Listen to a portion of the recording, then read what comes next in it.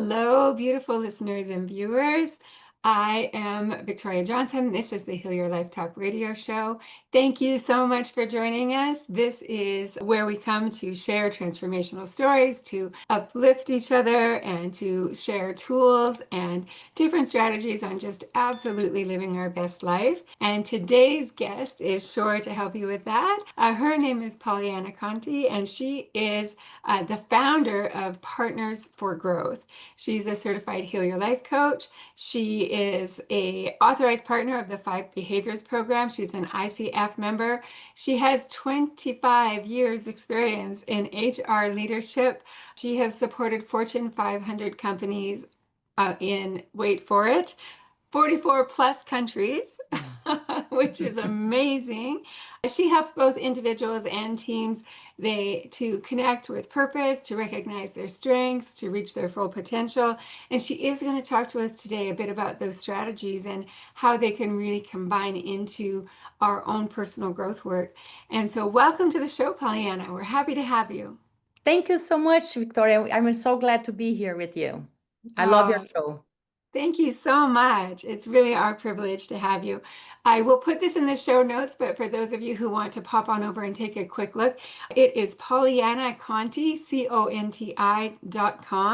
And again, I'll put that in the show notes for you. So some of our theme today will be that human heart-centered leadership. And one of the questions that I have just straight out of the gate is, what inspired you to go from your typical HR position into like a leadership position with heart, with really helping the leaders to get into that human-centered approach? Very good question, Victoria. Thank you for that. I think that when I started to using the human-centered approach, I think since I started remembering who I am, because that's who I am. And coming into the human resources area and working in those global corporations, I always had the privilege to work with great leaders.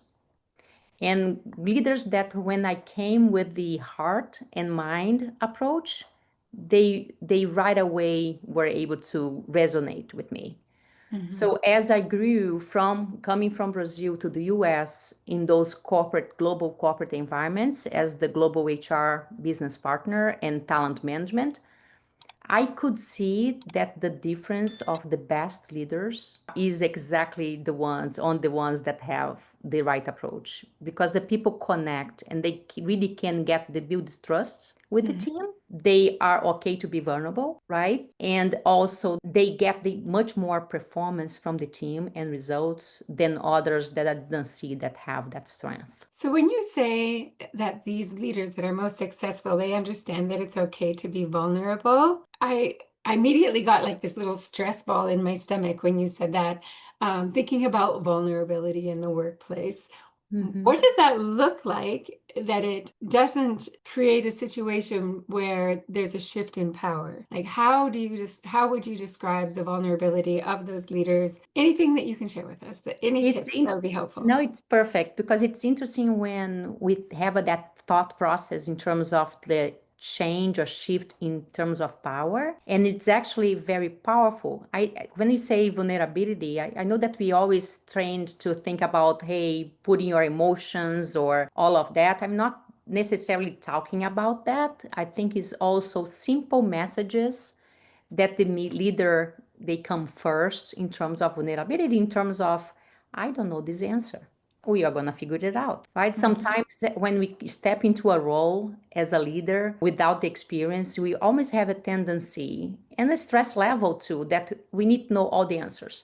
We need to know it all. And then you can get into that situation where you end up centralizing, right, the efforts or micromanage because you feel that, oh, if the CEO calls me and asks a question, I need to know about everything.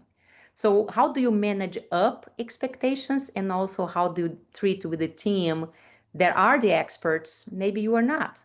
So a true example, a mentor of mine just recently, 2 weeks ago, she's a head of finance in a strong position company, and Her challenge was that she didn't have a finance background, but because she's an engineer, but she has a lot of the entire team that has the financial background. So there are some areas that she gets, oh, okay, but right, this imposter syndrome also kicks in, right? This is Yes. another topic. And she was wondering, I don't know if I am really able to do my job. And then during the conversation, we start to come back with the solution is, or with thought process, why do you think you were hired? What is the strength that you are bringing to the team? It's about your leadership, right? So she did have experience in finance before, but not in some at the level, right, of the doer at that time because of the position that she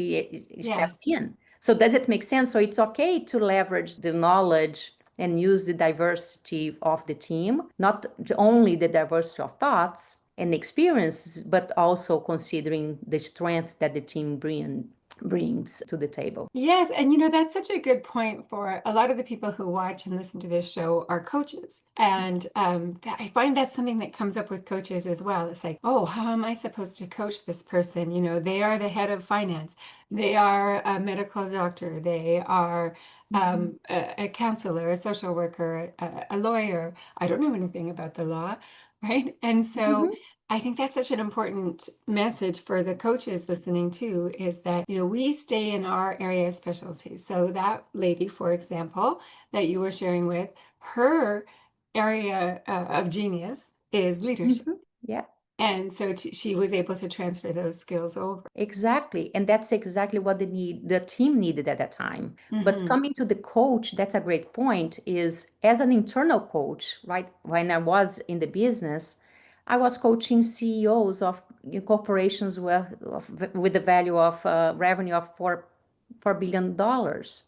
So I don't know. I wasn't a CEO. I wasn't a CFO. I wasn't a CHRO. But back to the partnership and what I say, I call the partnership advantage. I am a partner. I'm not hire or not. I'm there just to help you get to the decision making that you need based on your expertise.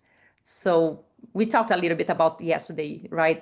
About Yeah. that in another forum, right, Victoria? It's so beautiful that you use the word partners. Mhm. And when you were sharing with me off camera about the partnership, it really helped me to see it as a smooth transition. I've always seen myself as a coach, someone who, is supporting my client and helping my client and just being there equal to them, guiding along the way. But the word partner really sums it up so beautifully. I'm a partner in their success. And your company, Partners for Growth, you're trademarked Partners for Growth. The number four, Partners for Growth, is built on four pillars.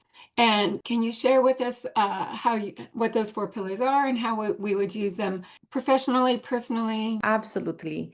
So the four pillars, they have two folds. The first one is really the level of services that an approach in terms of the niche, how I help the organizations, which is the business growth with the Mhm. values, the company, organization culture, the leadership growth, which is through my coaching, leadership coaching, executive coaching, team growth, then I use all my, P.A.R.T.N.E.R.S approach and the five behaviors, and then the individual growth, because those are the key components if you to run a business. On the other fold is the four G's of sustainability from my method partners, which is being grounded, having Mhm. grace, gratitude, and governance as a leader. So when you're working with the leaders, so grounded, grace, governance, gratitude, how do you tie in your Louise Hay or Heal Your Life work into that? That was where I found the magic. When I went through the training with you, Victoria, in Canada, I was questioning myself in terms, okay, I have all this business side of me as a business coach, executive coach. How do I bring the Louise Hay elements to really be the puzzle, right, piece of the puzzle that I was missing? Then also through the leading with heart and mind that I did with the team, I helped me make the connection. So that's exactly where I bring when I talk about being grateful, being grounded is how do you use your affirmations? How do you put yourself into what is your essence as a leader and as a person and on your way to lead? How can you be an authentic self, an authentic leader, being in this framework? What is your why, right? If you give you an example, so I had several examples in terms of learnings as I grew in the company, but as a CEO that is under pressure, and then he takes the time to pause and say and talk to the people from manufacturing, we need to deliver this product, but I want you to make sure that we deliver with safety, we deliver with quality and on time, but safety first, because that's the culture that I want to convey, right? So just one simple example, that if the leader is not grounded, is just running on automatic, he's not going to pause to say that word. Well, and when I hear you explain that, the visualization or the visual that came to my mind was the ripple effect. And Mm-hmm. so, you're working with that leader, making sure that leader is grounded. That leader is then going to the people that he works with and making sure that they're in a position where they're feeling grounded. They're feeling like, okay, what I'm doing is safe, what I'm doing is productive, what I'm doing is making a difference, and really tapping into that, feeling valued. Essentially, the bottom line is helping them to love and appreciate themselves more in all areas of their life, including their work life. And also that they make an impact in the culture, in the systemic situation with the company. So it's all about the collective and how are you coming in. When I say grounded, when we walk into a meeting, how are you coming to the meeting? Are you coming Yeah. curious? Are you coming excited? Or you were coming into this meeting upset with the previous meeting or concerned about something that is going on in your life? So Okay. pausing and being grounded in all the senses, because maybe you are not really there entirely for that discussion. Make sense to you?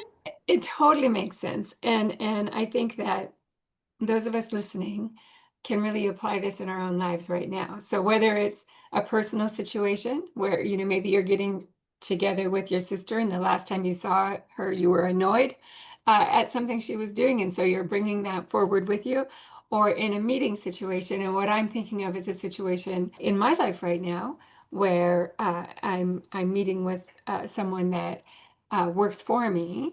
And I'm already irritated just telling you about this meeting. The fact that I even have to have this meeting is irritating to me. So I know that I know that energy is walking in before me. So in my situation, or the situation I made of two sisters getting together, and they've got that previous tension coming in. How do you ground yourself going into that? Because it sounds lovely, but how do we actually do it? I think that we learned some of the techniques throughout our lives, but one thing that we even learned from Luis, right? Or even from several other mentors that we had, taking a deep breath. In the company, I used to have that exercise. We always had a safety message. A safety message can be not necessarily, hey, let's make sure that we check all our uh, fire extinguishers, right, from the house from time to time. It can be also, how do you come into the room? Mm, So just bringing a different perspective, that safety message can also be, how are you coming mentally, especially mhm. now that we are talking so much about wellness after the pandemic. Yes. That opened a lot of companies' mind, and so it's okay to come to the room and say, take a deep breath, right? And how are you coming to the room? Since you brought that up, let's talk about that. How has corporate culture shifted? I know there was a time in the past where quite often in companies, these soft skills had no value, in their mind, right? They weren't something that the company was invested in or focused on. And I believe now that more and more and more and more companies are not seeing them as soft skills, but seeing them as essential, as taking care of their people and part of taking care of their company. Nothing is fluffy or woo-woo anymore. It's literally learning to take care of human beings to have a better corporate environment. How have you seen that shift? Because you're the one that's right there in the trenches dealing with this every day. I'm still seeing the shift. There are Mhm. companies that are ahead, but depending, as you know, I work globally. So depending on the country that I'm in, or also the maturity level of the businesses, we can see the differences. So there is a spectrum there. But the reality is, again, back to the vulnerability. Yeah. The leaders that they are the role models that I see are the leaders that are even pausing in a meeting saying, hey, you were not supposed to be here. You were on vacation, right? I appreciate that you are here because you are committed, but please note that it's okay if you were, it's your time with your family. Mhm. It's okay. So I have experienced that, right? From a CEO saying to his other C level. So the everything forms the culture, Victoria. So I Yes. see all kinds of things, right? I see companies. So it's not doing therapy and being you, right? And I remember when I told the president of the company that I was working, hey, I'm going to do my Hero Life coaching in Canada with Victoria Johnson. I remember the rolling eyes. And I said, but I'm not going to come back with the incenses and help asking you to hold the tree, but I'm going to come back stronger because we are in the middle of pandemic and I feel that I need some additional skills.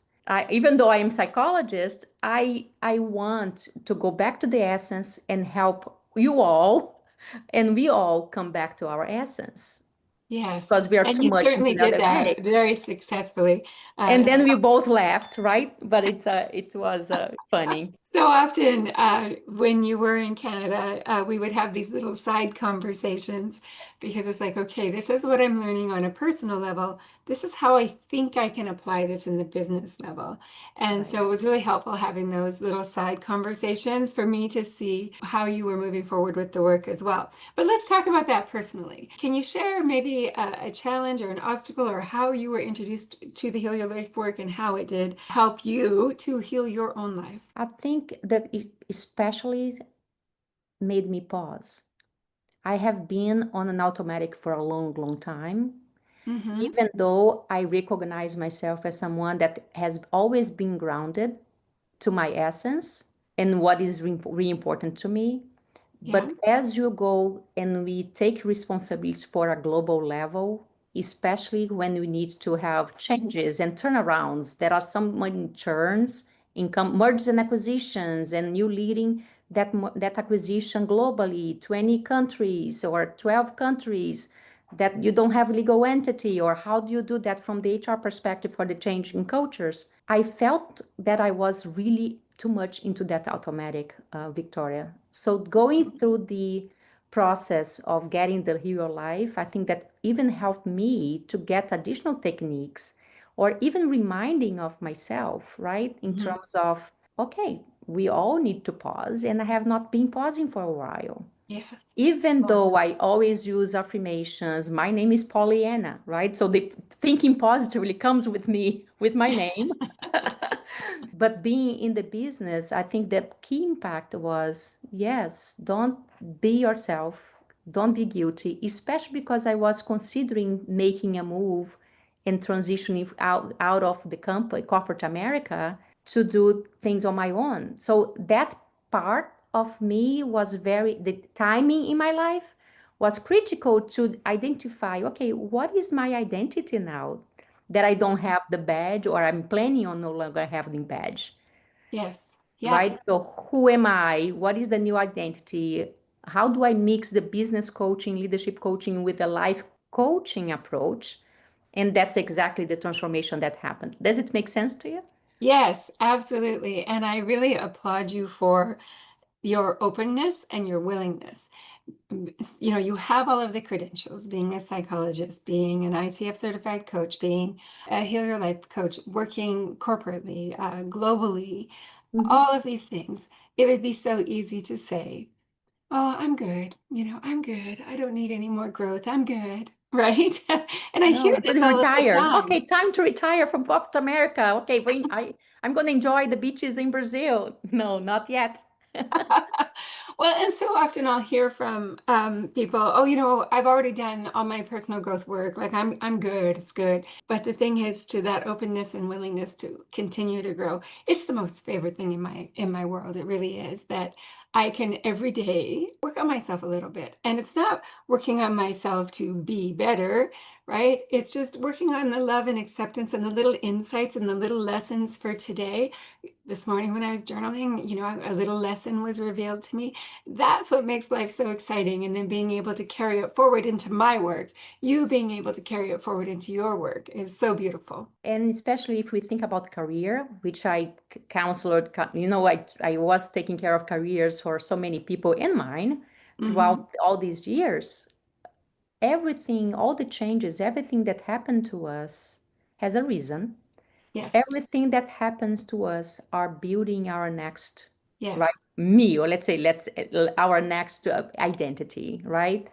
Hmm. So it's every single day. So if we are not open to listen and to see the signs and to listen to our hearts and Hmm. minds every day and watch, that's why I talk the governance as the core pillar of Yes. sustainability. It's not only governance in terms of the processes in the company, but the governance of yourself. It's Hmm. having governance and stop and assess if you are doing, you're back to the automatic or not. Yes. Oh, such a good point. Such a good point. I'm going to put you on the spot and ask you if you have a favorite affirmation or quote. Well, I always had one when I grew up, which was it's better to have to lose, it's better to always be content Hmm. because everything is happening for a reason and you are right. So which is the one that Luis always says, right? Everything is fine. Everything happens For for my my highest best good. good, right? All is well. Especially even when it's a chaos, there is a reason in this chaos for you Yes. to be there, and everything is gonna be okay. I know it's cliche, but It's if you cliche for a trust, reason. yeah, if it's you trust and you have the faith, it's just brings you to the state of mind as it's all right. Go with the Yes. flow that everything's gonna be all right. And I Yes. believe it, and it happens because then you Yes, it's change your true. vibration right away. Yes. And we can trust life for that. And it's such a great reminder that we can always just bring ourselves back to that space. Mhm. Absolutely. Oh, thank you so much, Pollyanna, for being with us. Again, it's PollyanaConti.com for the website and LinkedIn, and I'll put this in the show notes. She's there under her name as well, with loads of great information, whether you are an employer, corporate, personal, whatever it might be. Thank you so much for joining us. It was great to have you on the show. Thank you so much. So glad to be here. Oh, thank Appreciate the you. And invite. thank you for all of the viewers and the listeners for sticking with us right to the end. If you like this podcast, please make sure that you hit like, subscribe, leave a review. We appreciate you being here, and we want to be part of helping you to create a life that you truly, truly love. Thanks again for joining us.